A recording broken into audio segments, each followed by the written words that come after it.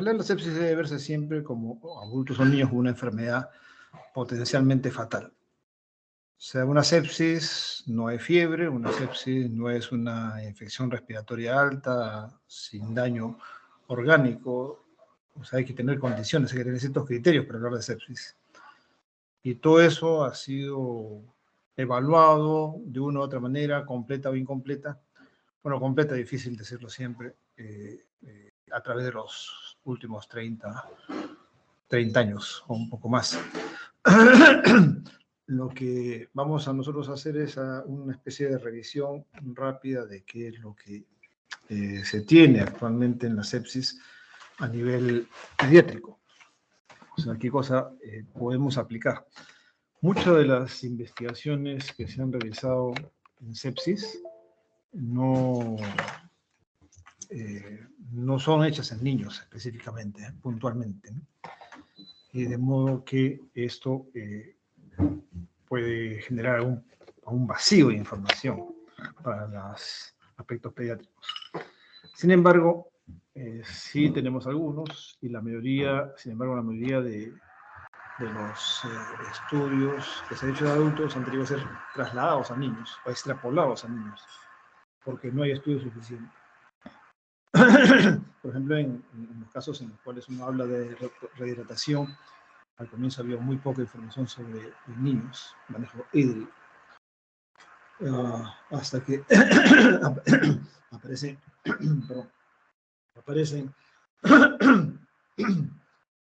unos últimos estudios, pero hasta antes de eso todos teníamos que basarnos en las experiencias en adultos, ¿no? O estudios hechos en adultos. En fin, siempre las investigaciones en niños han ido relegadas. ¿Por qué es importante la sepsis, hablar de sepsis en niños? En primer lugar, porque todos los casos de sepsis en el mundo, el mayor peso que se tiene causas de sepsis o diagnóstico de sepsis es en los niños. El 40% del diagnóstico de sepsis, de todos los diagnósticos de sepsis, de todas las edades en todo el mundo, corresponden a niños menores de 5 años.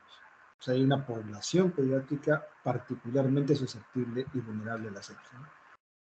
Además de las muertes, también un poco más de la mitad de las muertes ha sido desproporcionalmente más alta en los pacientes pediátricos, ¿no? Así que son dos condiciones que vemos que pueden ser debidas a una relación directa con los niños. Y un aspecto adicional que nosotros debemos considerar, este fue un estudio publicado el año pasado, en el cual podemos ver los tres tipos de países en los que el Banco Mundial acostumbra a clasificar a los países del mundo por diversas razones. Países de altos ingresos, H y C, países de medianos ingresos, o sea, medianos y bajos ingresos, y otro que es medianos y bajos ingresos. Son dos de medianos y bajos ingresos que son los que están en el nivel alto o en el nivel medio. O sea, de las tres clasificaciones groseras que se tiene por el Banco Mundial son de altos ingresos, de medianos ingresos y de bajos ingresos. Pero acá no se ven de bajos ingresos, no aparecen en la publicación porque no existen estudios en países de bajos ingresos. Solamente estudios hay en los países, sobre todo, de altos ingresos y mucho menos en países de medianos ingresos. Pero los de medianos ingresos se dividen en dos grupos, los de medianos altos y medianos bajos. Y luego vienen los de bajos ingresos netamente. El Perú, aunque no lo crean, está en el grupo de medianos y altos ingresos, por lo menos hasta ahora. No sé qué pasará mañana, pero acá está. Ese es el sitio donde estamos. Y vean ustedes que la mortalidad que está graficada en estos tres grupos siempre va creciendo conforme el país tiene menos ingresos. Y si nosotros nos ubicamos en el punto medio, siempre vamos a tener más mortalidad que en los países de altos ingresos. Esto es algo notable, notorio, y a todas luces es una injusticia, porque la salud se entiende, según la OMS, es un derecho para todos. Por eso queda pues en una declaración más que una práctica. Así que vean ustedes cómo esto se distribuye en el mundo. Para nosotros, ¿por qué nos interesa?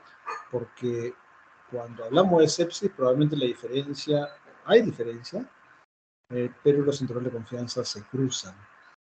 Cuando vemos que esto avanza desde simplemente sepsis, pasando por sepsis severa, que es una condición de sepsis más grave, o el shock séptico, que es la condición más grave de sepsis, vemos que la mortalidad ya se va incrementando notablemente. La diferencia con los países de altos ingresos ya es mucho menor. Tenemos más mortalidad que los países de altos ingresos y esa mayor mortalidad se refleja agudamente y mucho más notablemente en los casos más severos de sepsis, ¿no? Como es el shock séptico. Bien, esto también puede verse desde el otro punto de vista. Si bien la mortalidad ha ido bajando en pacientes con sepsis pediátrica a través de la historia, ustedes pueden ver cómo va bajando tanto en países de altos ingresos abajo como los de medianos y bajos ingresos arriba, vemos que las diferencias siempre persisten. Países que todavía están en vías de desarrollo tienen casi un 50% más, o más de un 50% más de mortalidad, ¿no? En comparación a los países desarrollados.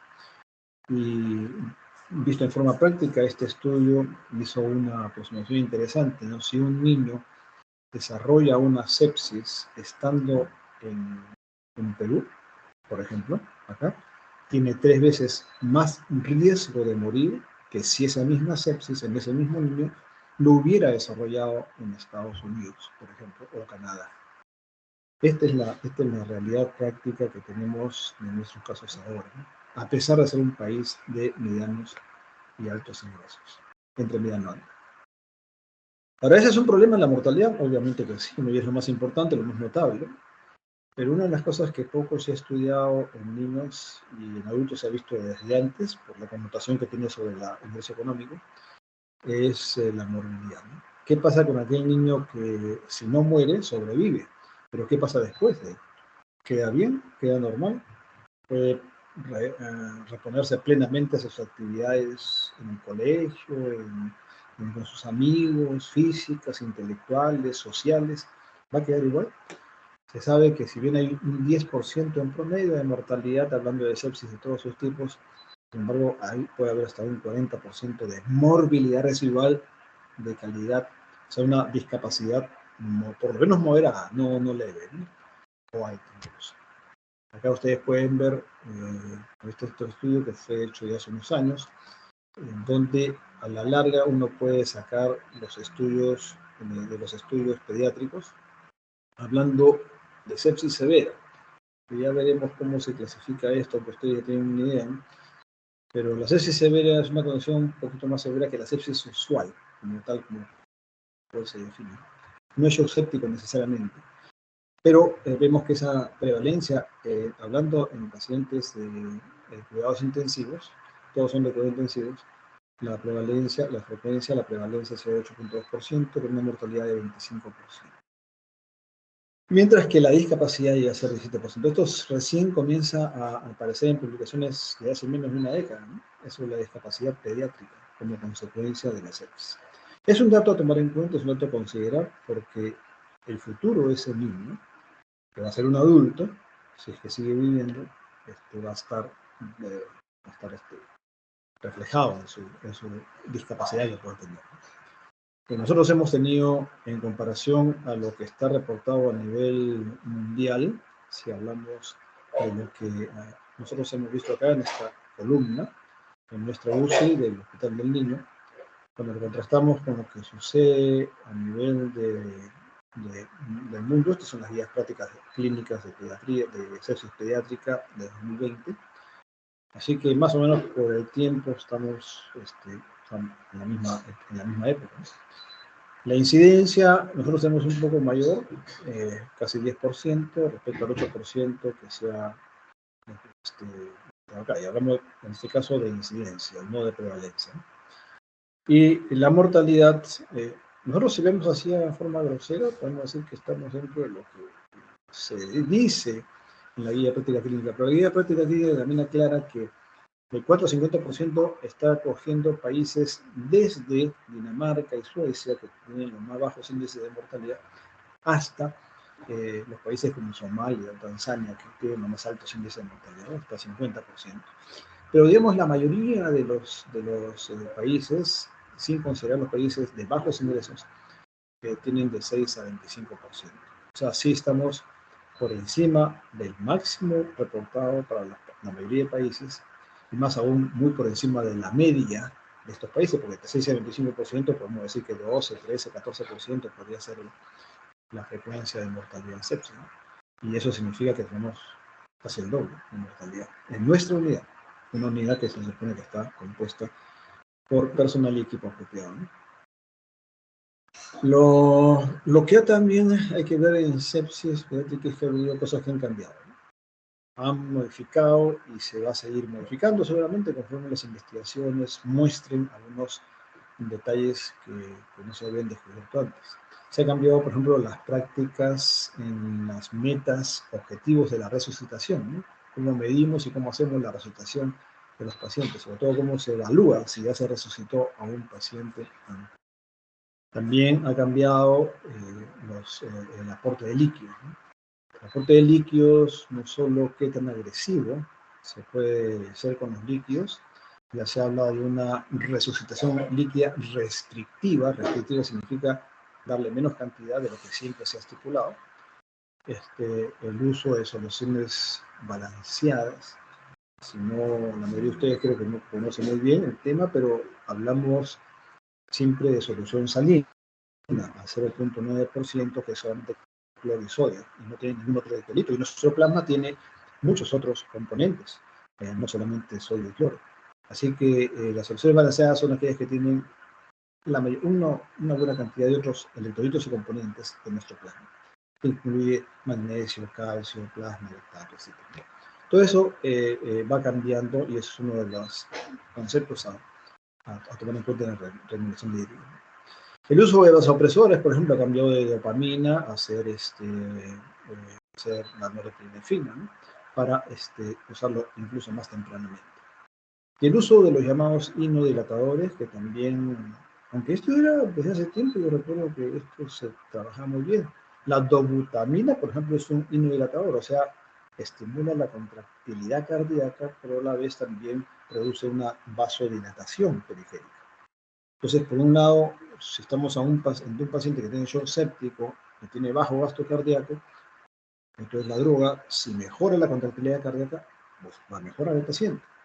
Pero no solamente eso, porque si la poscarga, o sea, la vasoconstricción que podría haber en los pacientes con shock séptico o sepsis severa, esa vasoconstricción incrementa la poscarga del ventrículo izquierdo y eso haría de que el gasto cardíaco disminuya o se complique. Entonces, el inmunodilatador tiene los dos componentes. Un componente que mejora la contractilidad cardíaca, otro componente que produce vasodilatación periférica y así disminuye la poscarga. Entonces, son cosas que se van manejando y que también tienen, por supuesto, sus detractores, ¿no? Un par de palabras respecto a la fisiopatología. Esto ya se conoce de buen tiempo atrás. Sabemos desde que genera la infección el paciente en su organismo, se produce una respuesta que nosotros hemos llamado como inflamatoria, realmente, y que se caracteriza por una alteración de la función del endotelio capilar. El endotelio capilar viene a ser el órgano quizás más importante en el desarrollo de sepsis y en muchas enfermedades críticas, ¿no? Es todo un tema en el endotelio. Hay lo que se llaman ahora los endoteliólogos, porque hay grandes cantidades de investigación básica acá, ¿no? Y esta alteración del endotelio, que tiene mucho que ver con la interacción, comunicación que hay dentro del vaso sanguíneo con el intersticio y luego con la célula, esa alteración va a generar, entre otras cosas, una hipoxia tisular, y la hipoxia tisular va a generar una mala función del órgano, una disfunción orgánica, que a su vez llega a lo que llamamos una sepsis severa, cuando hablamos de disfunción de órgano. Y esta es una clasificación que vamos a ver otra vez un momento más. Y la disfunción de órgano puede convertirse en una disfunción de órgano múltiple, o sea, disfunción multiorgánica, ¿no? que viene a ser prácticamente ya el caso del shock séptico siempre y cuando se afecte el sistema cardiovascular.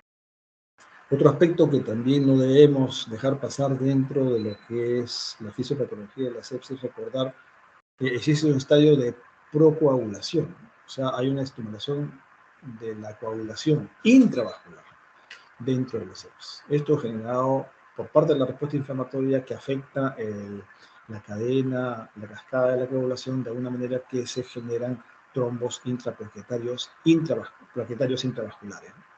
Y claro, si esto crece lo suficiente, puede obstruir todo el capilar y, por supuesto, impedir y generar hipoxia a nivel tisular, ¿no? Entonces, de hecho, una de las cosas que se ha asociado a mortalidad en pacientes pediátricos, en pacientes adultos y pediátricos, es esto, ¿no? Los trombos, y que la difusión multiorgánica se debería fundamentalmente al hecho de tener muchos trombos. Y eso no se mejora, pues, con líquidos, eso no se mejora con vasodilatadores, ¿no?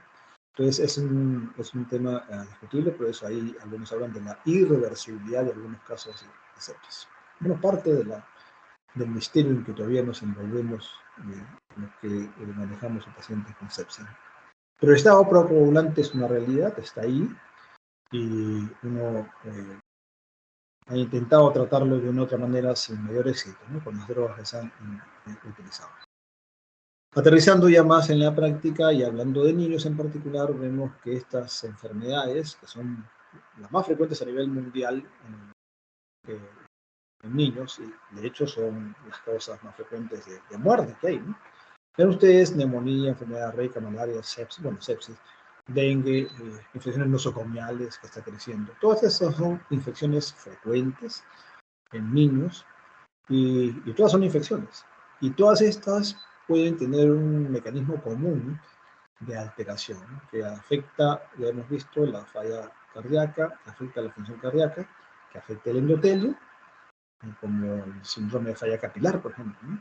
No solamente la vasodilatación, que es bien conocida, sobre todo en adultos más que en niños, sino la falla capilar, síndrome de falla capilar. O sea que se rompe las células endoteliales y entonces puede pasar líquido intravascular al intersticial, pero líquido rico en proteínas, lo que no debe suceder. Puede pasar el líquido nomás, según la ley de Starling, transfusión de líquidos por presión hidrostática, pero no debe pasar macromoléculas. Bueno, en los casos de falla capilar sí pasan las macromoléculas desde el intravascular al intersticial y eso genera una serie de dificultades también, ¿no? Y todas estas, y la trombosis que nos hablaba, con anemia, es una trombosis con coagulación, es un estado medio ambivalente, porque puse las dos cosas. Así que en ese estado de coagulación intravascular diseminada, falla miocárdica y falla endotelial, se produce la disfunción muscular. Este es más o menos el mecanismo como el cual las infecciones en niños se generan y generalmente con más en habitantes de esta parte del mundo, ¿no? El hemisferio sur, digamos, más que en el hemisferio norte, que siempre, o con frecuencia está más desarrollado, por algunas razones.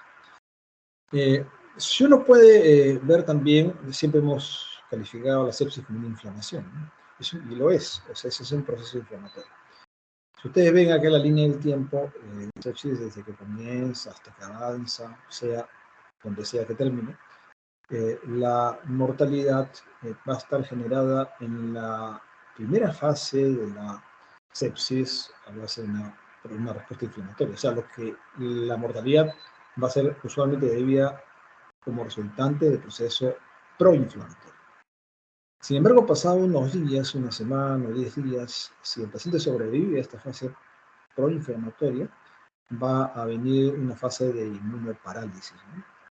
Y esa fase de inmunoparálisis significa que va a estar más expuesto el paciente a lo que es una infección adquirida. No vino con esa infección, vino con una sepsis, claro, es una infección.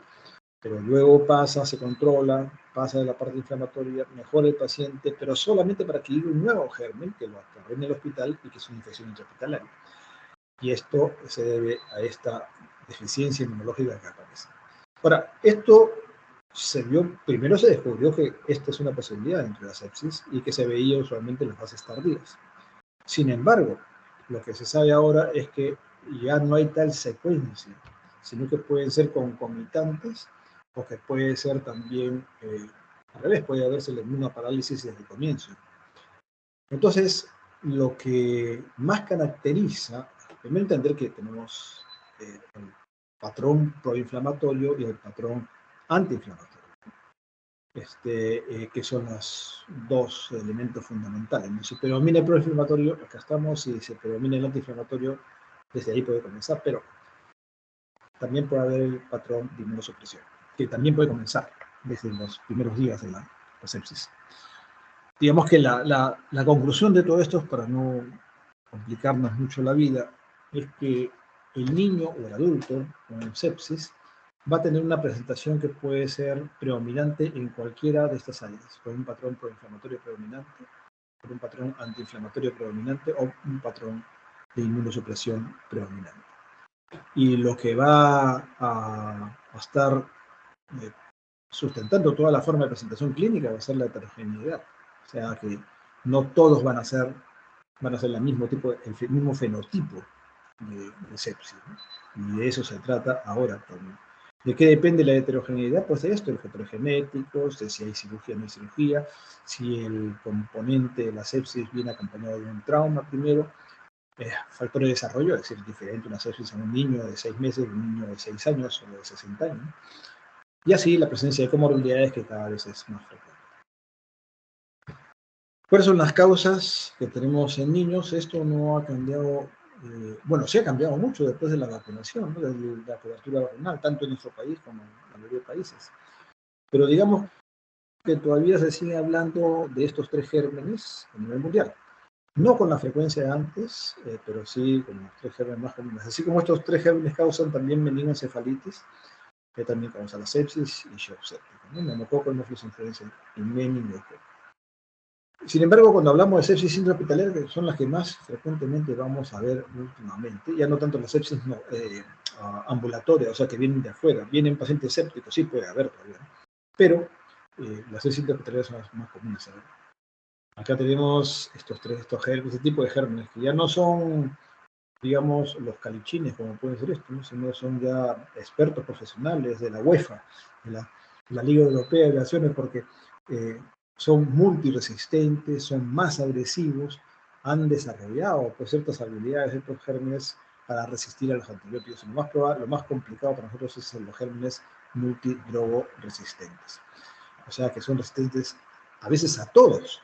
O sea, cuando vemos un resultado de antibiograma que se supone que nos tiene que decir, ya, acá tienes tu germen, ¿no? Este germen es una pseudomonas aeruginosa. La pseudomonas aeruginosa es resistente a toda esta lista y sensible, acá está la lista, no hay nada. La lista está cero, porque no hay ninguno. No es sensible a ninguno. Entonces, ¿qué hace el médico? Se imaginan ustedes, y eso lo tenemos ya hace varios años, ¿no? Y la verdad que es exasperante tener un paciente que se está muriendo y ver que no tenga ninguna droga efectiva para dárselo, ¿no? Bueno, a eso hemos llegado con el uso indiscriminado de antibióticos, de lo cual somos responsables absolutamente todos los médicos y sobre todo los más viejos, como quien habla. Cuando nosotros recuerden que cometemos sepsis, no todas las causas son, así como no hay fenotipos iguales, no todos los sepsis van a ser iguales, no todos los pacientes van a responder igual, también dependiendo, por ejemplo, de la fuente, de dónde está la infección, las causas serán diferentes. Va a ser una fuente diferente si yo tengo una neumonía bacteriana de una bronquiolitis, que es básicamente viral, ¿no?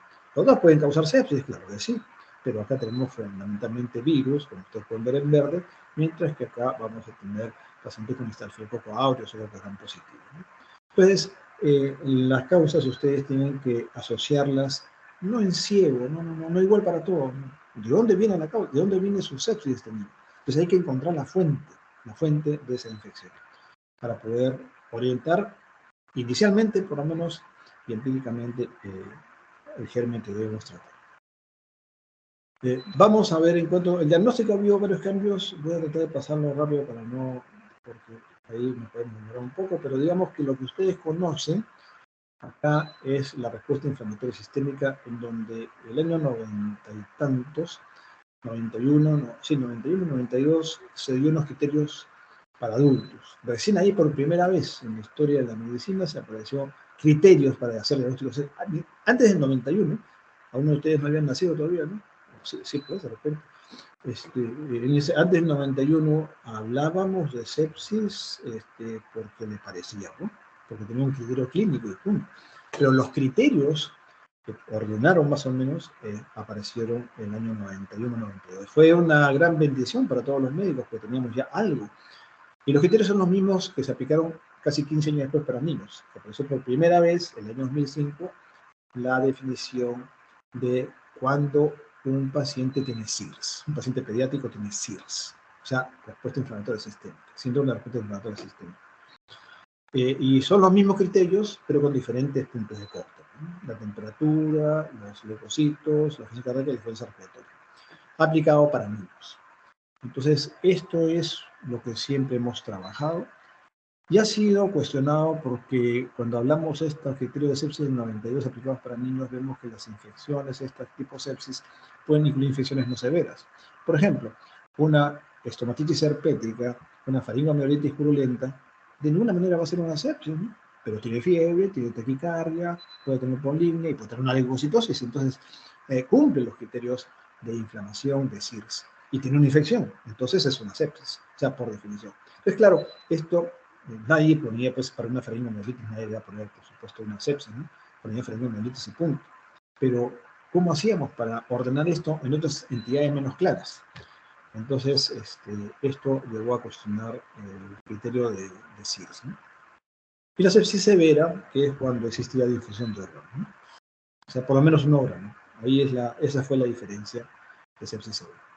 Y por eso es que muchos han tratado de limitar las publicaciones, y ahí hablamos hace un momento, de una estadística de las UCIs a nivel del mundo, en cuanto se refería a sepsis severa, porque si incluye sepsis, corre ese riesgo de estar metiendo a muchos pacientes que realmente no son sépticos.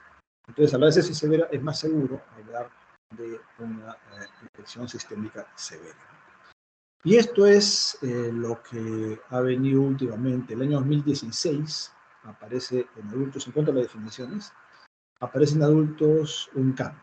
O sea, lo que vino desde 2091-92 es una pequeña modificación, casi sin importancia en 2001, pero en 2016 sí ya hubo un cambio, ¿no? En el cual los adultos describieron que uno podía identificar los adultos con sepsis utilizando una escala llamada de SOFA, que es el inglés falla secuencial de órganos, ¿no?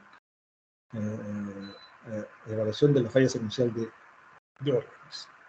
Y eso que se tenía, en una escala que se tenía desde el año 2000 aproximadamente, se aplicó para pacientes con sepsis y ellos han puesto los criterios que ahorita vamos a ver, ¿no? El SOFA. También, de paso, nos regalaron o nos endilgaron, como quiera verse, el llamado Quick, rápido. Quick es rápido del inglés, el Quick SOFA o SOFA rápido, ¿no? Es decir, que es como el SOFA es una escala de valoración que es un poquito complicada, tiene ciertos análisis, entonces lo hicieron más simple, ¿no? Los criterios que vamos a ver ahorita rápidamente. Y que eso podía ayudar, y fue mal interpretado diciendo que con eso se puede hacer el diagnóstico, ¿no? Y ya bastaba con eso, mejor que un siguiente, la primera vez que se había publicado, me vino, doctor, ya cambió el diagnóstico de sepsis. Entonces, pero cuando leímos no era exactamente así, ¿no? Este es los criterios de difusión orgánica. Estamos hablando de adultos, tal cual el SOFA, ¿no? Tal cual viene acá con los 6 órganos. Y bueno, ustedes acá hay de todo, ¿no? Hay pulmonar, cardiovascular, neurológico, etcétera, etcétera. Renal también, por supuesto. Eso ya lo pueden ver después. ¿Cuál es la definición que se utiliza o que utilizó este grupo de 2016 para hablar del llamado los criterios de sepsis 3? Porque sepsis 1 era en 91-92, el sepsis 2 fue en 2001, que era irrelevante, intrascendente, y el sepsis 3 es este que sí removió un poco los conceptos de diagnóstico de sepsis en adultos primero, y en niños no tuvo exactamente la misma acogida. Pero la sepsis 3 en adultos podemos cogerlo también para niños mayores y adolescentes, que ya son más similares.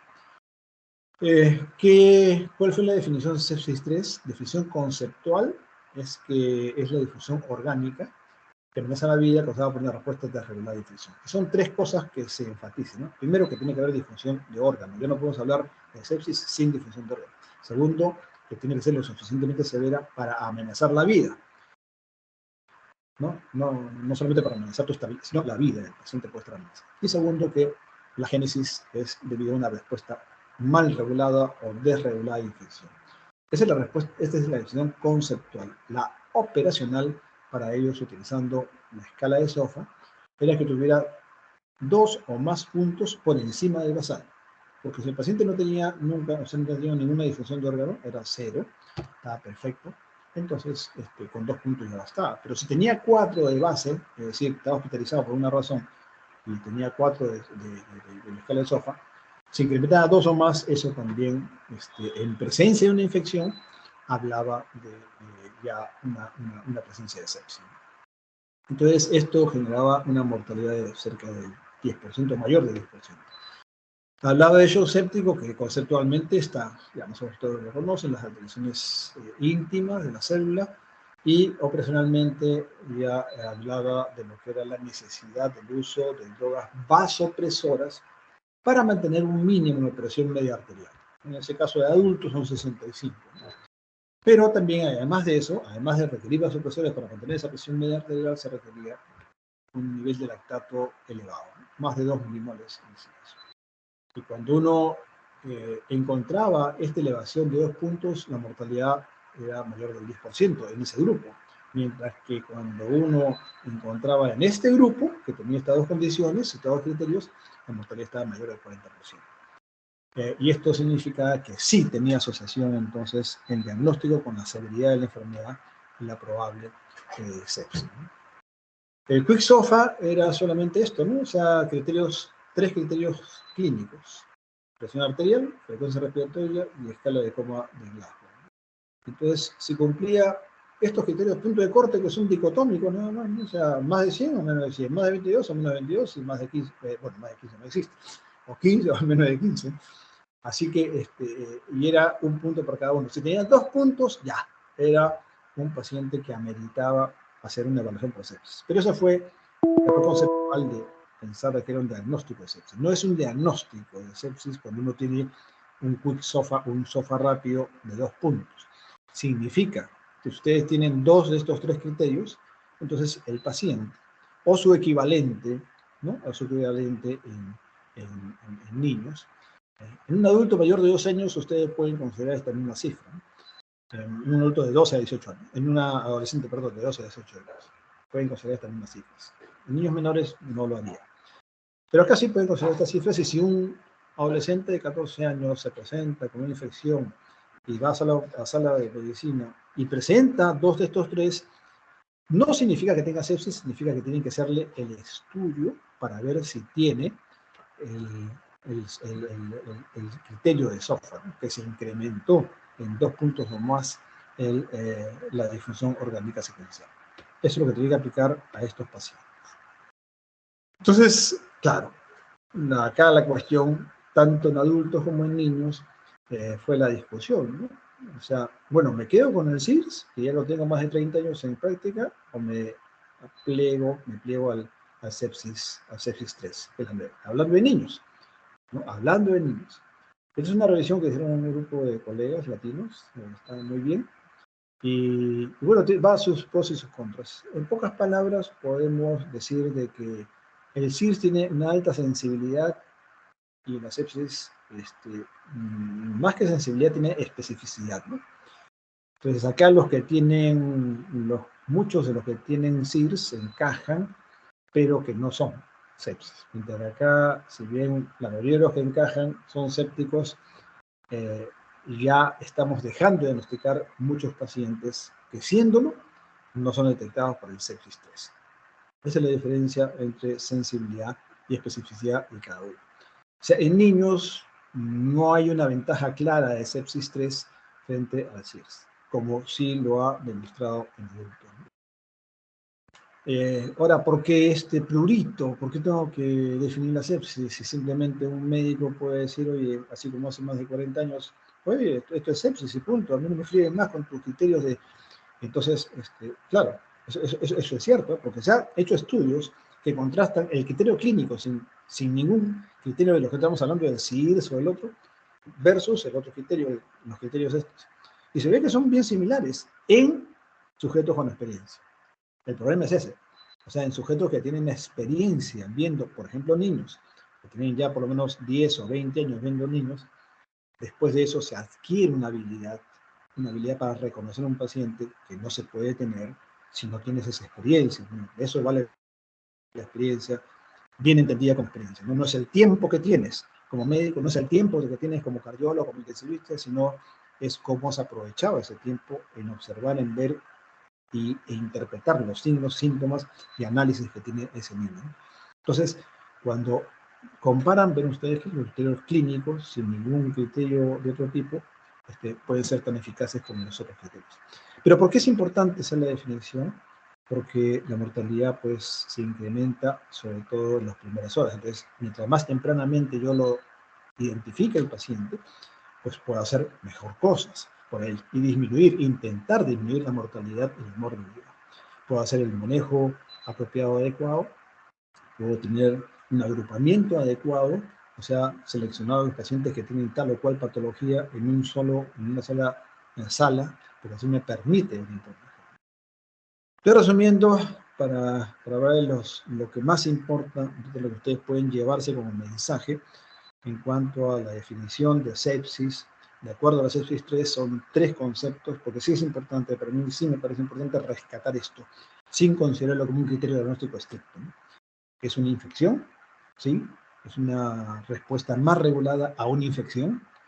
Entonces, la respuesta más regulada significa que el proceso que tenemos todos, cuando ustedes tienen un COVID leve o moderado, tiene una respuesta, pues, ¿no? Su fiebre, su malestar, su dolor de cabeza, dolor de garganta, es una respuesta, pero regulada, porque no es exacerbada ni desorganizada.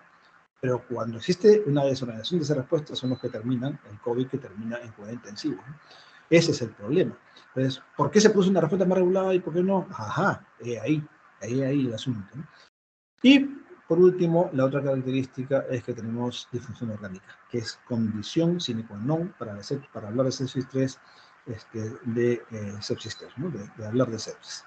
Y que tiene que llevarlo a un peligro de muerte. Clínicamente, lo primero que deberíamos nosotros buscar es si el paciente se encuentra en shock o no, porque eso identificar al paciente que requiere tratamiento urgente, inmediato, ¿no? Vean ustedes, según los criterios de la OMS para hablar de shock, son 3 criterios clínicos. Ellos han planteado esto para evitar ningún tipo de obstáculo al diagnóstico de shock, ¿no? Las 3 condiciones juntas, no una, sino las 3 condiciones juntas, tienen que estar presentes. No uno ni dos, sino los 3. Entonces, pulso rápidos y débiles, sistema fría, llenado capilar lento mayor de 3 segundos en una primera vez, ¿no? Y hablando del llenado capilar, es bueno que ustedes tengan unos videos, lo revisen con sus alumnos, o con sus profesores, perdón, y cumplan ciertas condiciones, ¿no? Entonces, cumplan la condición de que debe haber 2 evaluadores, uno que sea el que está apretando o dejando de apretar el dedo, y otro que esté controlando con el cronómetro, ¿no? Para que se pueda evaluar. ¿Cuánto tiempo hay que apretar? Yo creo que 3 a 5 segundos es suficiente, ¿no? Una exageración, bueno, no una exageración, sino algo que ha sido mostrado en un estudio fue que era 10 segundos, pero no era porque sea mejor que 5 segundos, sino porque así aseguraban para su estudio. Bueno, en fin, vean ustedes cómo va cambiando el llenado capilar, porque también hay que ver qué edad tiene el niño, ¿no? Entonces, es un recién nacido de primera. Estos pueden tener normalmente hasta esta cantidad, 6, 7 segundos, imagínate. Entonces, acá no es válido, ¿no? Claro, un infante, un niño también depende de dónde lo tomes. En el índice de la mano o en el pie, o si quieres en el tórax. O sea, hay diferencias, ¿no? Hay diferencias. Y el adolescente sí es menos de 3.5, bueno, los tíos ya menos de 4.5 segundos es normal, ¿no? Pero descontando todo eso, si nosotros decimos más de 3 segundos, es mejor considerarlo, sí, en general. ¿No? En general, se dice eso, para hablar de mala perfusión capilar, y la OMS lo menciona también. Mi consejo es que lo haga siempre en los dedos de la mano. ¿No? Si el dedo del pie está normal, ya no tiene que ser en la mano, porque si el dedo del pie es lo más lejos, entonces siempre va a ser lo más lento. Ahí no hay problema, ahí puede pasar. Pero si lo ven medio lento, vayan ustedes a la mano y corroboren si está lento o no está lento. En cuanto a la presentación clínica, decíamos que el shock séptico puede también tener presentación multiforme, ¿no? O sea, el niño puede tener, juntamente con el shock tipo con compromiso cardiovascular, un componente cardiogénico, por una mala función cardiovascular que es casi inherente al shock séptico, así como también un compromiso hipovolémico, porque también los niños con sed, con infecciones severas, tienen vómitos, tienen inapetencia, fiebre, y entonces todo eso hace perder líquidos y están de una manera u otra deshidratados, leves, moderados o incluso severos. Entonces, componente cardiogénico, componente hipovolémico y, por supuesto, componente vascular, ¿no? Componente circulatorio. Así que estos van cambiando y los patrones predominantes, cardiogénico, hipovolémico o vascular, pueden ir también predominando uno u otro. La diferenciación entre el shock caliente y el shock frío prácticamente ya hemos dejado, no se recomienda realmente, ¿no? En general, menos en niños. Así que, claro, si uno identifica un shock frío que es bajo gasto cardíaco con vasoconstricción periférica, que es lo más frecuente en niños, ¿no? Entonces, ya el tipo de manejo que se puede hacer es, claro, bajo gasto cardíaco con vasoconstricción periférica, bueno, más que vasopresor, requiere un inotrópico, ¿no? Una mejora en la contractilidad cardíaca. Así que por eso es importante identificarlo, no tanto para clasificar el shock, sino sobre todo para darle el manejo apropiado. Si yo identifico claramente un shock frío, la preferencia será usar inotrópico, más que vasopresor. En adultos, por otro lado, la frecuencia de presentación clínica hemodinámica más frecuente es el shock caliente, es decir, que existe un alto gasto cardíaco o normal gasto cardíaco con una vasodilatación periférica. Entonces, claro, un gasto cardíaco normal o alto y una vasodilatación periférica, mejor le doy su vasopresor por encima del inotrópico. Los dos van a ser importantes, pero hay una, digamos, predominancia en uno y otro. ¿Qué es lo que sucede en niños? Esto es algo que ustedes ya deben tener en cuenta, tanto en los pacientes con shock séptico o sepsis, como también aquellos pacientes que son pasibles de reanimación hídrica, sobre todo los de shock séptico, ¿no? Entonces, un paciente con shock séptico va a tener la característica, primero, de que tiene una sepsis y además tiene una mala perfusión, por definición, ¿no? A nivel tisular.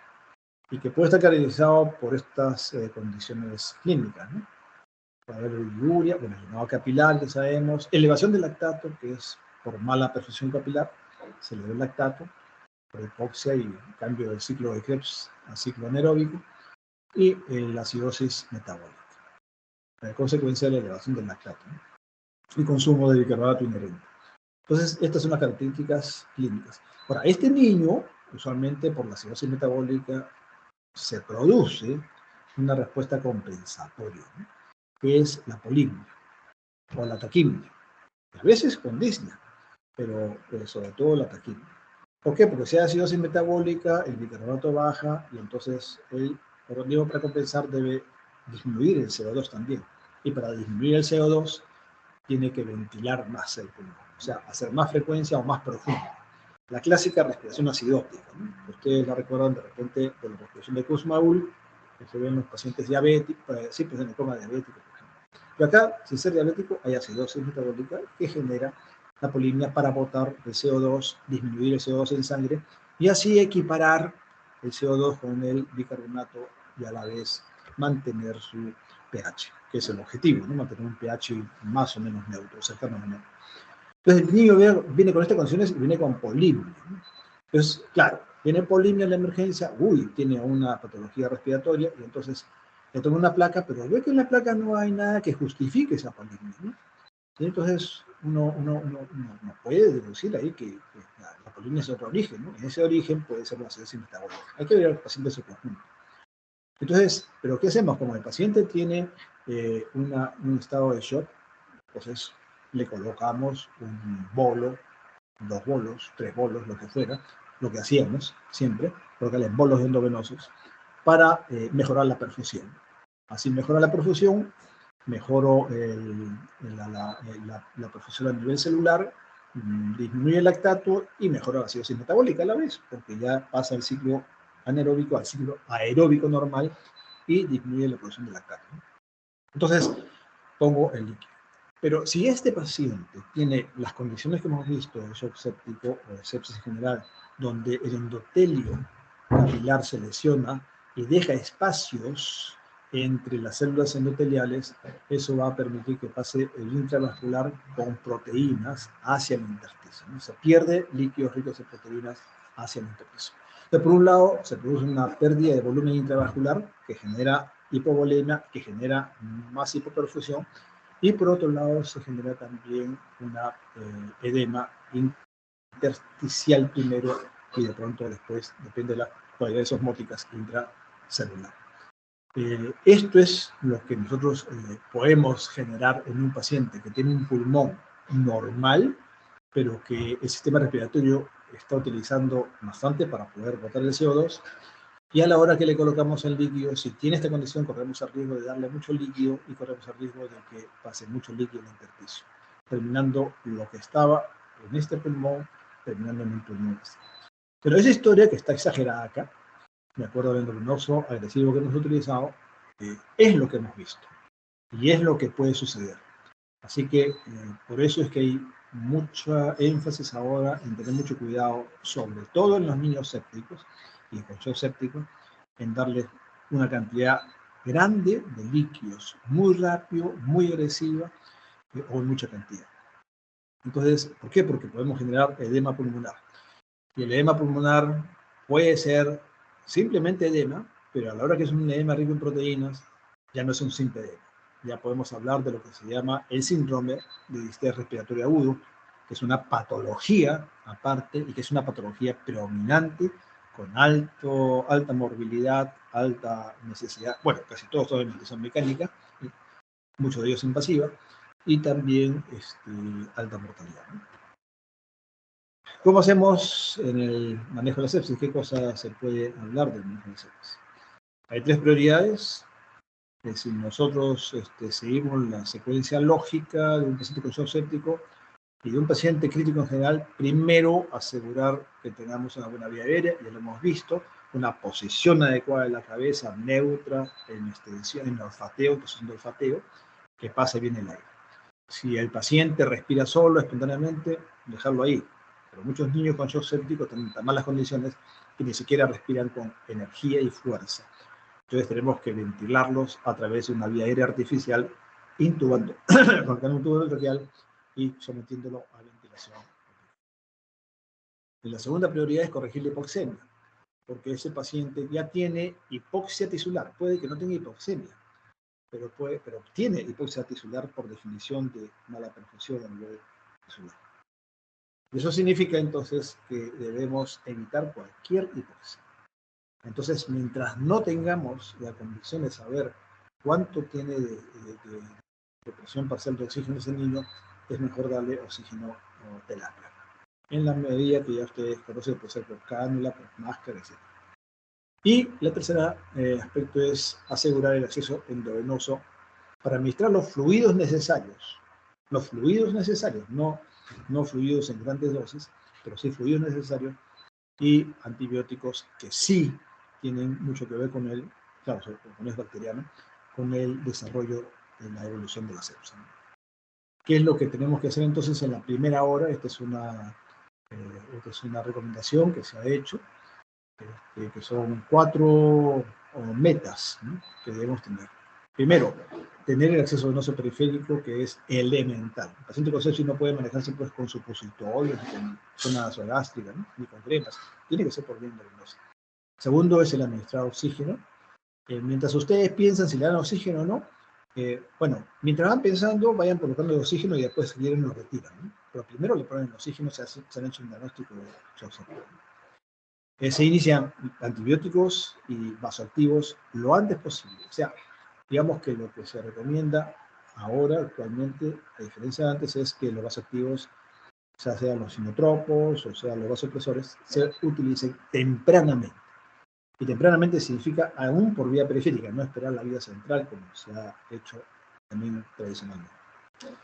Y aplicar la estrategia de reanimación hídrica. Ojo que no estamos diciendo que aplicar los bolos endovenosos en tanto por kilo. Vamos, la estrategia de reanimación hídrica que ustedes elijan. ¿Y cómo van a elegir?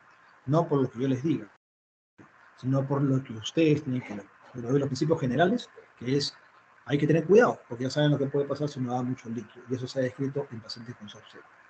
Así que mantengan siempre su información para ir cambiando y viendo cómo. Acá vamos a dar unas sugerencias, pero no tienen que ser vinculantes, ¿no?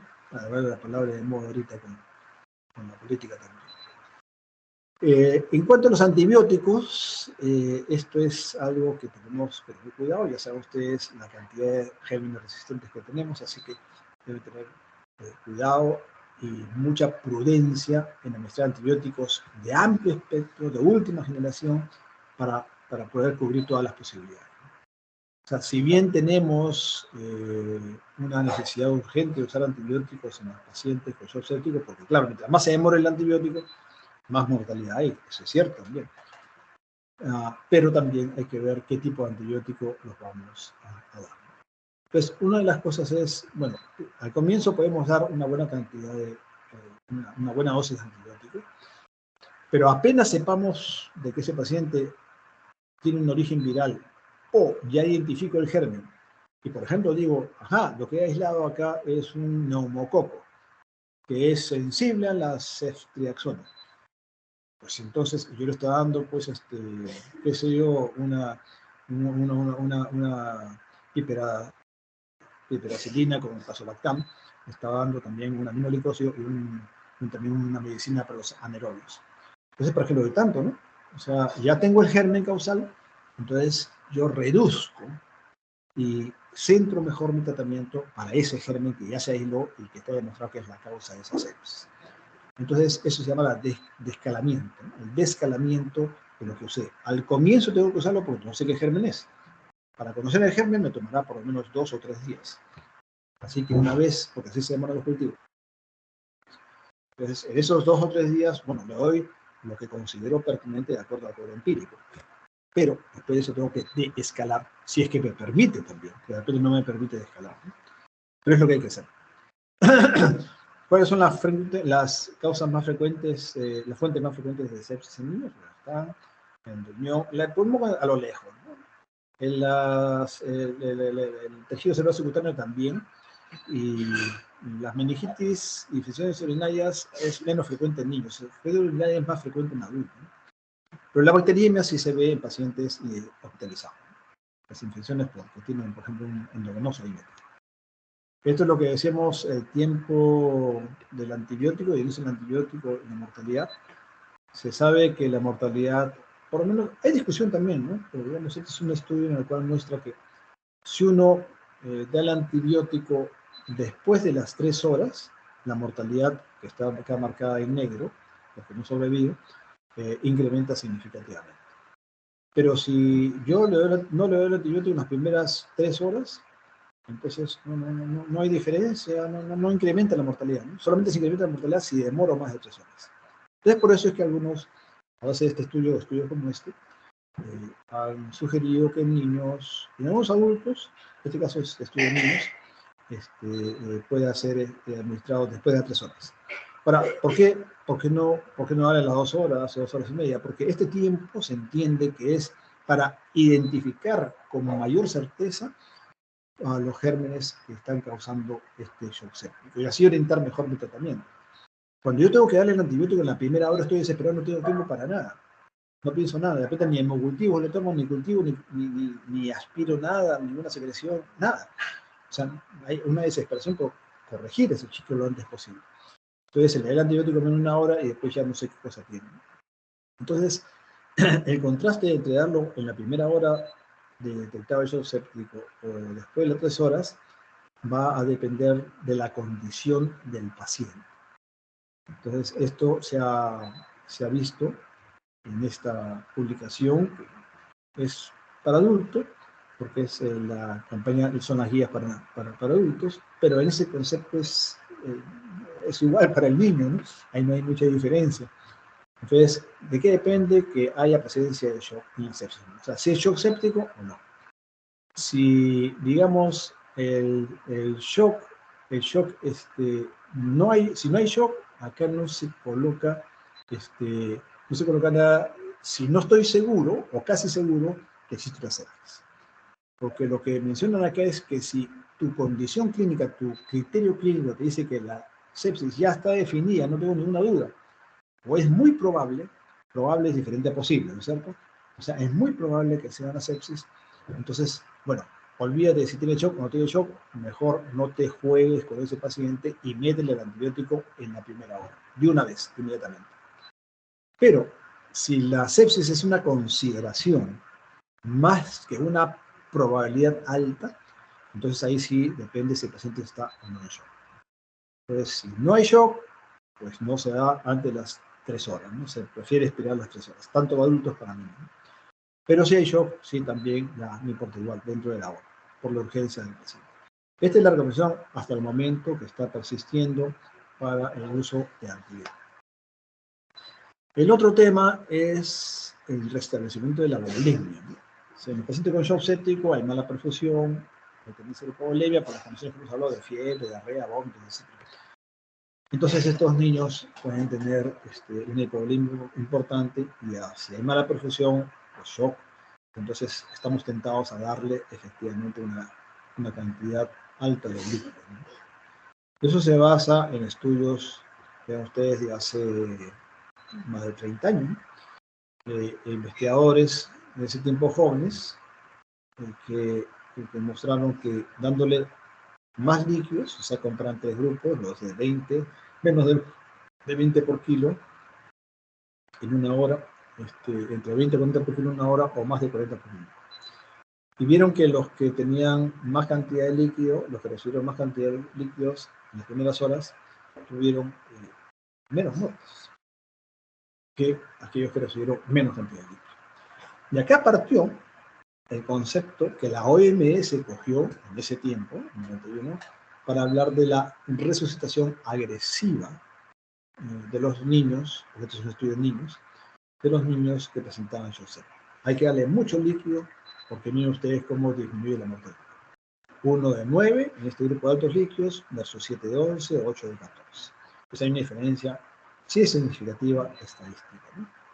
Y esto generó que la OMS, como decía, por el año 90 y tantos, después de ese estudio que fue en 91, adoptara este estudio para recomendar la resucitación agresiva del líquido, y que disminuyó notablemente la mortalidad, ¿no? Disminución de la mortalidad del shock séptico pediátrico, disminuyó, y prácticamente ya casi no había, ¿no? Entonces esto fue considerado uno de los grandes éxitos. Eso fue publicado 15 años después de ese estudio y unos 14 o 13 años después de que la OMS adoptó esas medidas de resucitación agresiva. Claro que también fue acompañado de la aparición de cuidados intensivos, ¿no? Pediátricos, que fue por los 80s, comenzó a desarrollarse y ya por los 90 estaba plenamente desarrollado, ¿no? Entonces, claro, esto podía haber confundido un poco, pero se prefirió darle la gloria a la resucitación agresiva de líquidos. Y eso funcionó hasta el año 2011. Este año 2011 apareció este estudio, que ahorita es un estudio, como le llaman estos que son centrales, un hito importante en la historia de la medicina. Es un estudio pediátrico, es un estudio en niños africanos con infección severa y que tenían una perfusión inapropiada. No lo llamaron shock séptico, pero tenían tales condiciones: infección severa con perfusión inapropiada. Y compararon la mortalidad en aquellos que recibieron bolos de 20 a 40 por kilo, que era el estándar de ese tiempo, y con aquellos que no recibían bolos. O sea, fue un ensayo clínico. A un grupo de niños con esta infección severa y con hipoperfusión se le dio bolos de 20 a 40 por kilo. Y al otro grupo no se le dio ningún bolo, sino directamente se le dio solamente su líquido de mantenimiento. Estas ya se puede discutir desde el punto de vista de investigación, es interesantísimo cómo se llega a eso, ¿no? Y cómo se permite ese estudio. Pero ese es otro tema. Acá lo que está comparando es niños con infección severa, con hipoperfusión y febriles. A un grupo se le da 20 gramos por kilo y a otro grupo igualito, febril, hipoperfusión, no se le da ningún bolo, sino solamente líquido de mantenimiento del comienzo. El resultado, los que reciben bolos, 10.5% de mortalidad, los que no reciben bolos, 7.3% de mortalidad. Un riesgo relativo de fallecer recibiendo bolos de 1.45, significativo, el intervalo de confianza es significativo. Este estudio fue irrefutable. Su conclusión fue esta, sencillamente, ¿no? Los líquidos en bolos incrementan significativamente la mortalidad de las 48 horas en niños críticamente enfermos con mala perfusión en estos ambientes de limitados recursos en África. Entonces, claro, la primera respuesta fue en esto, allá sí, acá no, decían los americanos o los europeos, ¿no? Bueno, después han tenido que comerse sus propias palabras, porque los estudios se han ido replicando posteriormente. Lo que podemos decir ahora, este es el estudio de Carcillo, el año 91, donde vemos, el primer estudio que vimos, de 20, 40 por kilo, o menos de 20 por kilo, en fin, los que recibían más líquidos sobrevivían más, ¿no? Que aquellos que recibían menos líquidos. Este fue el primer estudio. Sabemos entonces que los líquidos sí pueden salvar vidas, claro que sí. Esto lo demostró Carcillo. Ese estudio no tiene por qué ser que está mal hecho, no, estuvo bien hecho también, pero fue un estudio diferente, fue una cohorte retrospectiva. Este es el estudio que acabamos de ver, que es en los niños africanos, donde ustedes pueden ver que acá están las curvas de los pacientes, de los niños que recibieron o no recibieron bolos o que recibieron que recibieron solución, no bolo versus solución salina o albúmina. Entonces ustedes pueden ver la curva de mortalidad. La curva de mortalidad de estos dos, los que recibieron los bolos de solución salina o de albúmina, en bolo, cualquiera de los dos, tuvieron mayor mortalidad que aquellos que no recibieron ningún bolo. Entonces, así como los líquidos pueden salvar vidas, el exceso de líquidos también puede matar. Entonces, hay que encontrar, ¿no?, un balance rápido, ¿no? Ya posteriormente ha habido más estudios donde hablan ya de lo que se llama la sobrecarga hídrica. Ya no hablamos de bolos necesariamente, sino que vemos que después también los pacientes que son hospitalizados, porque un paciente con shock séptico no se le trata, se restablece de shock y se va a su casa al día siguiente, pero ese paciente va a estar hospitalizado por lo menos 10 días, 12 días, 14 días, si es que no es más. Así que esos pacientes también pueden ser pasibles de recibir mucha cantidad de líquido en el transcurso de su hospitalización. Porque pueden haber recibido bolos al comienzo, después ya no, pero de repente le den más líquidos, qué sé yo, ¿no? Hay muchos líquidos que se les puede dar. El hecho está en que vemos que, por ejemplo, la mortalidad en cuidados intensivos pediátricos se incrementa cuando la sobrecarga hídrica es mayor, ¿no? Acá ustedes pueden ver la diferencia, que son los pacientes que no tienen sobrecarga, no tienen sobrecarga hídrica definida como que tiene más del 10%, no tienen, y los que tienen más del 10%. Y entonces la mortalidad va siendo mayor en los pacientes que reciben más sobrecarga hídrica. Entonces hay datos que nos dicen, muchos datos que nos dicen que el exceso de líquido, sea en bolos o no, puede condicionar mayor mortalidad. Hay algunos cuadros que se han propuesto para que hablemos de niños nada más, en la cual ya vamos identificando cómo hacer, ¿no? Ya voy a pasar rápido porque que está más adelante me parece que es más explicativo, pero solo para identificar acá que lo primero que hacemos nosotros es las soluciones o lo que se recomienda actualmente en discusión, todavía en discusión, no está definido, es el uso de soluciones balanceadas. Otra vez solución salina versus solución balanceada. Por ejemplo, el lactato de Ringer es una solución balanceada. Y alguien me menciona a veces de soluciones polielectrolíticas. Yo no sé lo que es eso, pero pueden ser varias cosas. Yo les sugiero que ustedes, antes de emitir una palabra tan vaga, digan a qué se refiere, porque polielectrolítica significa que tiene varios electrolitos, pero no sé cuáles. Y más de uno es varios, pues, ¿no? O sea, cloruro de sodio también puede ser polielectrolítico. Entonces, sean mejor más específicos y más puntuales respecto a cuando definen una solución. Y además tienen nombres, pues, una solución. Así que se le puede dar ahí. ¿Qué es lo que recomienda hacer una estrategia individualizada? Para poder contrastar a aquellos pacientes que mejoran con los bolos y aquellos que no mejoran con los bolos, o que son más riesgosos los bolos. ¿Qué se define si hay hipotensión o no? Si no hay hipotensión, pero hay hipoperfusión, va a depender, ¿no? Va a depender si tenemos cuidados intensivos o si no tenemos cuidados intensivos. Si no tenemos cuidados intensivos, no puedes monitorearlo, no le des ningún bolo. Si tienes cuidados intensivos, pon el bolo porque ahí hay personal las 24 horas todo el tiempo que puede verificar si estás con sobrecarga hídrica. Ahora, si tienes hipotensión, ya pues, no importa si tienes UCI o no, ¿no? Le das el bolo, pero no de 20 por kilo, como decíamos, ya hay unos que todavía le dan 20 por kilo, pero la idea es darle entre 10 a 20 por kilo y de preferencia 10 por kilo para evitar sobrecarga acumulada, ¿no? Después.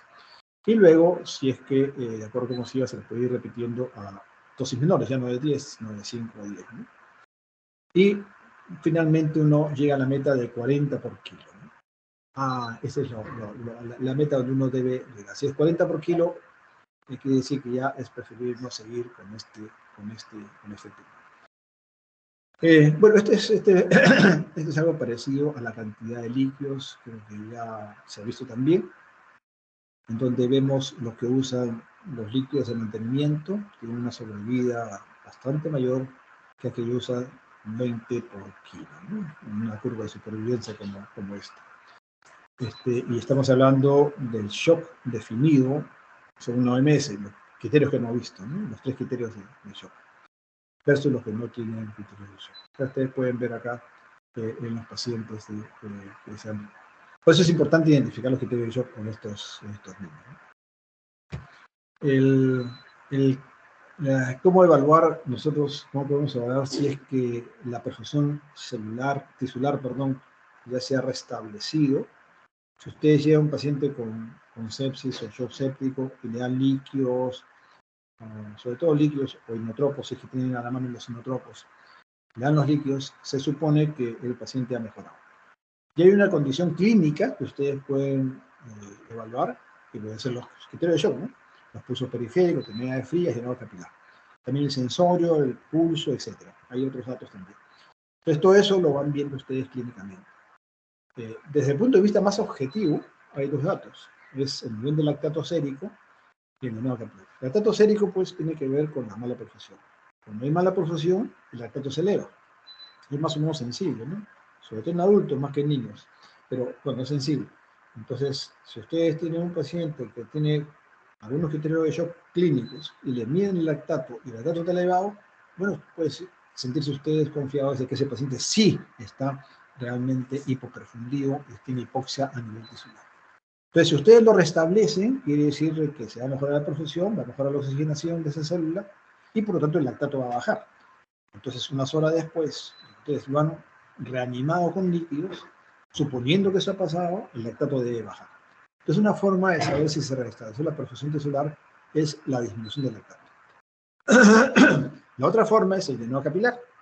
Le aprieto el dedito y veo, ¿no? Entonces, cuando llegó, tenía un llenado capilar de 5. Le restablezco, tiene un llenado capilar de 2. Ajá, mejoró, pues. Sí, claro. Entonces, son cosas que pueden llenarlo, que pueden evaluar. Este es un análisis de laboratorio, este es un dato eminentemente clínico. Este estudio de Andrómeda, que les recomiendo que lo revisen para los que tienen cierto interés en shock, este es hecho en adultos, pero ¿qué nos muestra? Lo que nos muestra es que ellos manejan al paciente de acuerdo a ver si se restablece o no restablece la perfusión. Y lo miden con los 2 elementos, ¿no? El lactato o el llenado capilar. O sea, cuando logran que el lactato esté por debajo o sea, haya disminuido más del 20% de su valor inicial, significa que ha mejorado. y si el llenado capilar ya está en menos de 3 segundos, significa que mejoró. Hacen uno de los dos. Entonces es un ensayo clínico que contrastan el manejo de acuerdo guiados por el llenado capilar solamente o guiados por el lactato solamente. Y ven ustedes que los resultados son que una mortalidad en el grupo que se monitoreó solamente con llenado capilar fue casi 35%. Y la mortalidad en los que se controlaba por lactato era 43.4%. Claro, es menor, pero no es significativamente menor, porque la protección que da de la mortalidad es 0.75, o sea, mueren 25% menos de los pacientes que son controlados con el llenado capilar. Pero el intervalo de confianza atraviesa la unidad y no es significativo. Sin embargo, se acerca bastante. Así que esa es una observación. En segundo lugar, vemos el score de SOFA. Ya sabemos que es el SOFA y la puntuación acá es 5.6 y acá resultó siendo de 6.6. O sea que resultados después de la randomización. Y esto sí resultó significativo. Mientras que otras variables, como que son el uso de ventilación mecánica, el tiempo, la estancia o el uso de diálisis, no fue significativo. Entonces, este estudio nos muestra que en el peor de los casos, digamos, el llenado capilar es tan bueno como el lactato para contrastar, para controlar y para manejar a su salud. Y por supuesto, no requiere de ningún INCON, no requiere de ningún aparato especial y solamente depende de la vista y de la presencia del evaluador. Lo que nos muestra el shock, controlado por lactato, y controlado por la presión periférica, ¿no? La mortalidad acumulada, con ustedes, de que es menor con controlados con presión periférica en relación al lactato. Claro, acá está la intervalo de confianza y el P, que es casi llega a lo marginal, ¿no? Pero no es significativo. ¿Qué debemos recordar sobre esta respuesta a bolos y respuesta de Erika? Que esto es un tema ahorita, también sigue siendo en discusión.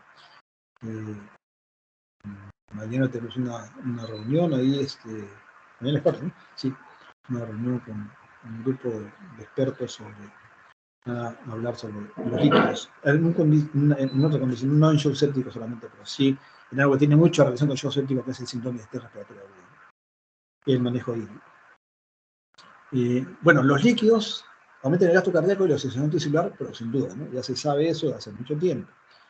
Pero recuerden ustedes también de que en los estudios que nos han ido mostrando después de toda esta cuestión del cuestionamiento a los bolos o el manejo agresivo de la resucitación, nos han mostrado que de todos aquellos que le ponen bolos, la mitad de los pacientes no responden. O sea, tú le pones bolo y sigue igual la frecuencia cardíaca, sigue igual la función cardíaca, sigue igual el gasto cardíaco, sigue igual la llenado capilar. Es decir, no mejora.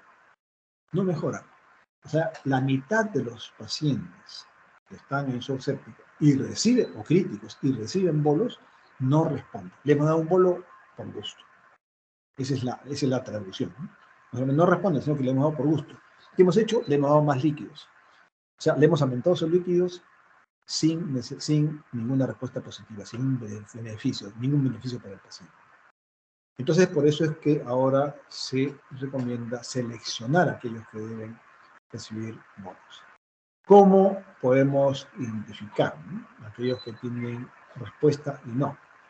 Pues la presión venosa central, que usó mucho tiempo, por lo menos como medición estática, o sea, una sola medición, no nos sirve, ¿no? No sirven porque no reflejan lo que se llama la curva de Frank Starling, o sea, la relación volumen de ingreso de llenado ventricular y gasto cardíaco o volumen de expulsión. Esa es la frecuencia, la ley de Starling. Se acuerda muy bien, ¿no? O sea, la cantidad de sangre que le llega al ventrículo izquierdo debe ser expulsada. Entonces, yo aumento la cantidad de sangre al ventrículo izquierdo, se expulsa más, ¿no? Entonces, una relación entre volumen de llenado ventricular y gasto cardíaco o volumen de expulsión. Esa es la curva de Frank Starling, en la que correlaciona estas dos variables. En una medición de la presión venosa central, que mide la presión vena cava superior, por ejemplo, está midiendo si es que la cantidad de líquido que sale del ventrículo izquierdo se expulsó o no se expulsó.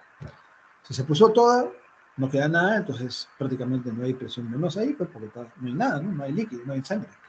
Recién se va a llenar. Mientras se queda una buena parte y mientras más sangre se quede porque hay bajo gasto cardíaco, porque no expulsa bien, entonces la presión venosa central va a subir, va a incrementar. Entonces, una sola medida no me indica la curva de Franklin-Starling, me indica simplemente un punto transversal. Pero cuando medimos en dos mediciones, ya hablamos de la cuestión, las mediciones dinámicas, que es lo que se está recomendando ahora para identificar a aquellos que no responden. Entonces, ¿qué le hacemos? Se le pone un bolo, por ejemplo, un bolo de líquido, y vemos, tenía una PVC, ahora tiene tal PVC. Si la PVC que tenía en tanto, le pongo el bolo y se incrementa notablemente en un punto de corte X, dependiendo de la edad del paciente, entonces quiere decir que no, ese paciente no está tolerando, está reteniendo mucho más líquidos conforme yo le doy más infusión de líquido. De esa manera, ustedes pueden identificar si es que vale la pena o no. Si el paciente no mejora clínicamente y se incrementa notablemente la PVC, la medición que ustedes quieran hacer, entonces ese paciente le dice no respondedor y ya no le colocan bola. Aquel que sí mejora clínicamente y no hay un incremento notable de la PVC o no hay nada, entonces es el que debe recibir. Entonces la ley de Franklin-Starling, el líquido y la respuesta del volumen del corazón, del ventrículo, ¿no? Y vemos que es, claro, es una relación lineal, ¿no? A más volumen de expresión. Pero esto tiene un límite. Se entiende que nosotros queremos siempre estar en esta parte de la curva, pero anda, pregúntale pues al paciente en qué parte de la curva está, su corazón. Y él no lo sabe tampoco, ¿no? Aunque lo presiente. Entonces, porque si yo estoy acá, el bolo le va a hacer muy bien. Si yo estoy acá, el bolo no le va a hacer bien, no va a ser eficaz para poder mejorar. Vean ustedes el volumen de respuesta. Si tengo la misma cantidad de líquidos que tengo acá, se la pongo en esta parte de la curva. Si su corazón está en esta parte de la curva, le meto todo el líquido y casi no gano nada en el volumen de expulsión. Pero le metí todo el líquido. Ese es el tema, ¿no? Bueno, acá es lo mismo desde otro punto de vista de diferentes curvas de Franklin-Starling. Lo que queremos nosotros cuando le ponemos líquidos es esto, ¿no? Que haya un mínimo de incremento del edema, pero que haya un incremento en el gasto cardíaco, que mejore la perfusión. Ese es el objetivo. Lamentablemente no siempre es así, ¿no? El caso ideal es el que acabamos de mencionar, pero puede que no. Puede que estemos solamente dándole más presión, sin mejora el gasto cardíaco, ¿no? O sea, lo que equivale más o menos a esta flecha. Otro aspecto es la diferencia entre la macrocirculación y la microcirculación. Estamos de tiempo, bueno, ya estamos casi al 9, ¿no? Casi al 9. Vamos a dejar esto como una incoherencia hemodinámica, ¿no? O sea, no lo que yo vea en la macrocirculación, es decir, con mi presión arterial, con mi pulso, todo eso que palpo yo y veo que es la macrocirculación, no tiene que estar necesariamente igual a lo que sucede a nivel capilar, a nivel de la microcirculación. Es diferente, ¿no? Lo que sucede allá afuera, en los grandes vasos sanguíneos, arteriales, por ejemplo, la arteria radial, la carótida, etcétera, la femoral, ¿qué es lo que sucede a nivel de las células, el llenado capilar, por ejemplo?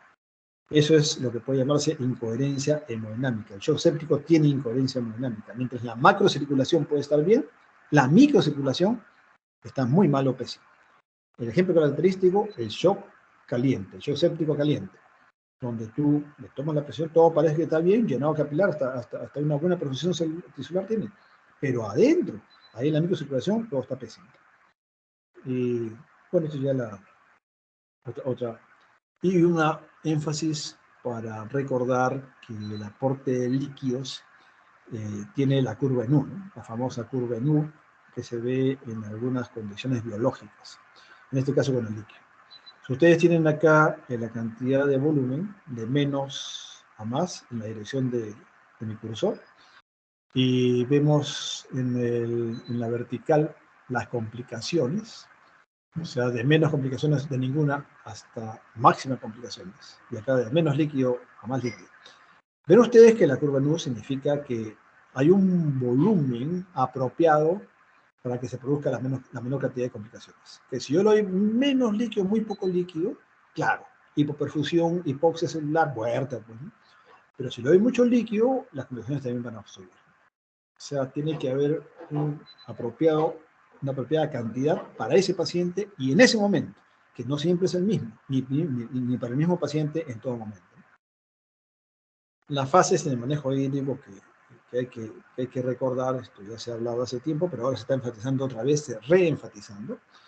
Hay una fase inicial de resucitación que muchas veces tenemos que cumplir, y tenemos que cumplir porque el paciente está chocado. Entonces tenemos que ponerle el bolo en ese momento.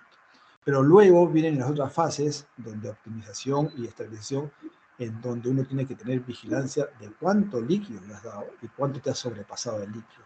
Y de pronto comenzar a usar hasta diuréticos para evitar la sobrecarga hídrica, ¿no? Todo eso es parte de la concepción actual de los pacientes que están manejándose con SOSA. Esta creo que es la última, o la penúltima, sí, esta es la última, es el mensaje final, que son 3 puntos, de los cuales 2 hemos visto, y vamos a reenfatizarlo, porque realmente en donde más estudios hay y lo que más deben recordar ustedes en cuanto al shock séptico en niños es el uso de antibióticos y los líquidos. En cuanto a los antibióticos, si es sepsis, pero no hay condición de shock, o sea, no hay shock séptico, los antibióticos pueden usarse, después el concepto de usar los antibióticos después de 3 horas, siempre y cuando, o sea, no es 3 horas porque tienen que esperar y están esperados sentados a ver, ya se cumplen las 3 horas, a las 3 horas ahora sí le doy antibiótico. No, pues a las 3 horas es para que ustedes trabajen en la identificación. O sea, que hagan la prueba, los análisis, los cultivos que sean necesarios, porque los cultivos no son, uno no dice ya, toma el cultivo y se le toma el cultivo, ¿no? Hágase, no, ustedes no son Dios, ¿no? Entonces, tiene que haber una orden que ustedes elaboren, que vaya al laboratorio, que el laboratorio venga el laboratorista a tomarle la muestra. Sabe Dios, el laboratorista tiene en el hospital 80 casos más y de repente no puede ir en ese momento y se demora. Entonces, esas 3 horas son para asegurar, o sea, se puede asegurar la mayor recolección de datos posibles que se tenga, ¿no? Para identificar la fuente, el germen, la radiografía, la ecografía, lo que sea necesario para poder identificar la fuente del paciente y la causa. Por lo menos no en ese momento, pero sí ya el cultivo me dará respuesta en 2 o 3 días. Si es shock séptico, sin duda ya saben ustedes, o si el shock séptico es probable, es en la primera hora, ¿no? Si ustedes ven esto, cuando hablamos de sugerencia y de recomendación, en las guías se refiere a que la sugerencia es una recomendación débil y la recomendación es una recomendación fuerte. Es decir, la recomendación es más enfático, hay más evidencia y más necesidad o más urgencia de ejecutarlo. Mientras que la sugerencia es un poco, no hay tanta evidencia o no es tan importante ejecutarlo, ¿no? Entonces, por eso uno es sugerencia y otro es recomendación. En líquidos, ya saben ustedes, si tienen cuidados intensivos, en este caso pediátricos, utilizamos bolo de 40-60 por kilo, pero hasta dentro de 1 hora, mientras que los bolos, cada bolo no puede ser de esta cantidad, va entre 10 a 20, como ya hemos visto, algunos sugieren solamente de 10.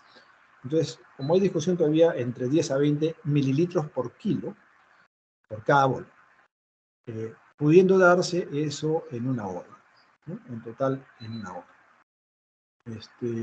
Esto hay que verlo porque acá la cosa está medio laxa, ¿no? Todavía algunos dan bolos, por ejemplo, en 20 a 30 minutos, otros prefieren dar el bolo en 30 a 60 minutos. Pues acá hay discusión, porque si hablamos de 10 a 20 por bolo, con un máximo de 60, en 1 hora quiere decir que le puedo dar cada 20 minutos, ¿no? Un bolo de 20 cada 20 minutos. Son 3 bolos en 1 hora. Y eso parece que ya no está tan bien conforme todas las evidencias que hay, ¿no? Entonces, yo sugeriría que si ustedes usan 10 a 20 por kilo, usen 20 por kilo solamente la primera vez y después vayan dándole la mitad, 10 por kilo si es que tienen necesidad de dárselo.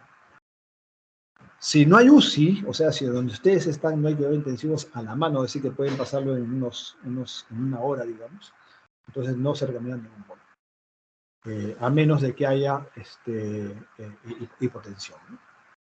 hipotensión, que es la presión arterial baja.